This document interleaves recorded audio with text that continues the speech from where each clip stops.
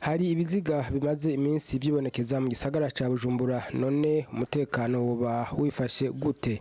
Aha inyishu ni ya Pierre Nkurikiye asanzwe avugira ubushikiranganji bw'umutekano, nayo abasirikare bamwe baridoga ko batavuzwa nk'abandi. Aha naho inyishu duca tuyihabwa na Koloneli Biyereke asanzwe avugira ubushikiranganji bwo kwivuna abansi. Hari rero kuri uyu wa gatanu igenekerezo rya 21 Ruheshi umwaka wa 2019 mu kiganiro abavugizi bose ba leta y'u Burundi bahaye abarundi n'abamenyesha makuru. Uno munsi dufatiye ku bororero mutanze abantu bakwibaza ko ari ubugizi bwa nabi usanzwe. Amatohoza rero yaciye akorwa hose byabaye, hanyuma ariko twomenyesha abantu yuko bamwe muri ivyo biziga ni inkozi z'ikibi ziba ziriko zirakora ivyo bibi hamaze gahitanwa n'amasasu bajeje umutekano. Kubinterekwa imiryango 35 itegerezwa kwimukira ko hajya ahantu kuko iyo muganga w'isi uterwa muniniya kugira ngo tuzohave tubabura.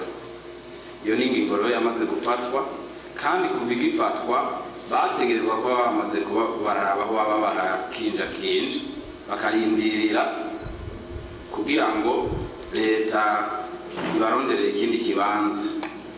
Ico gikorwa rero cyo kubarondera ikindi kibanza ubu kiriko kirakorwa, ariko basabwa kuva hajya ahantu baraba ahantu babaye bararindiriye ikibanza kiriko kiraronderwa, ariko ntibokasha leta itegerezwa kubarondera ikibanza ku ngufu ngo ubunyene vuba na bwangu, kuko barazi neza ko hajya ahantu bahagiye batahanuje bitisunze amategeko.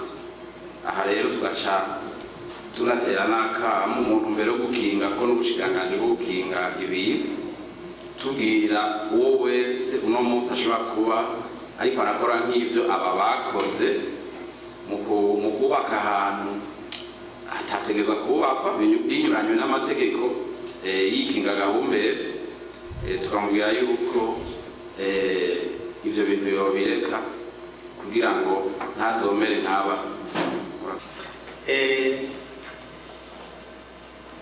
Umumenyeshamakuru yabajije yavuze ko hariho ubudasa mu kuvuza abahoze ku rugamba, ko ababa mu gisagara bashobora kuba bavuzwa gusumba ababa mu mitumba baba ruguru. Nagomba kumenyesha ko ico kintu atari cyo. Abahoze ku rugamba baravuzwa, kandi baravuzwa ku rugero rubereye. Ngira abavuga ko abari mu gisagara yo bavuzwa gusumbya abandi irabafatira ku bantu bashika 30 harimwo abamaze imyaka irenga 2 bavurizwa muri semuseka. Nyirababona ko benga bashobora kuba bitwa ko bitaweho gusumba abandi, ariko niyumvira ko iyo umuntu arinze aja mu bitaro nuko amagara amukitse, ntabwo aba ari indwara isanzwe. Abo rero baravuzwa kandi no gufungurirwa bagafungurirwa aho nyene mu bitaro. Murumva ko abo babwirizwa kwitabwaho cyane. Ababa mu mitumba baba ruguru nabo nyene baravuzwa, duhereye kuri bamwe bahabwa amazu n'abashika n'imiryango ishika 150. Abo kubera usanga bafise ubumuga butuma bibagora kwiyunguruza, kenshi mu bushikiranganji ibiro bijejwe gukurikirana abahoze ku rugamba ku munsi birarungika umuganga umudokiteri akazunguruka Uburundi bwose asuzuma abo bantu bari muri ayo masantre, hanyuma ahejeje bakabaronderera imiti, hanyuma bakayibashira aho bari. abandi batari muri ayo mazu batari muri ya mazu babubakira, abo bantu barabarondereye carte d'assurance maladie, twa dukarata baha abantu kugira ngo bashobore kwivuza, baratubashikirije, utwo rero baradukoresha.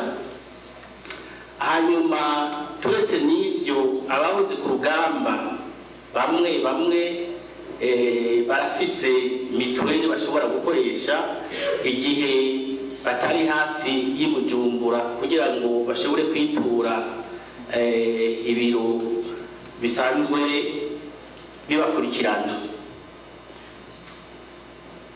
Murakoze. Mugabo tukiri ngaho nyene, mbega ko bavuga yuko abasirikare baba basize ubuzima mu bihugu bagiye kugarukanamwo umutekano, bivuga yuko imiryango yabo idasubira kuronswa ya karita yo kwivuriza ko mituwele, mu gihe abasirikare bitavye Imana bari mu gihugu, ko imiryango yabo ibandanya ikoresha iyo karata. Ivyo navyo vyoba ivyo bintu ndavyumvise hano.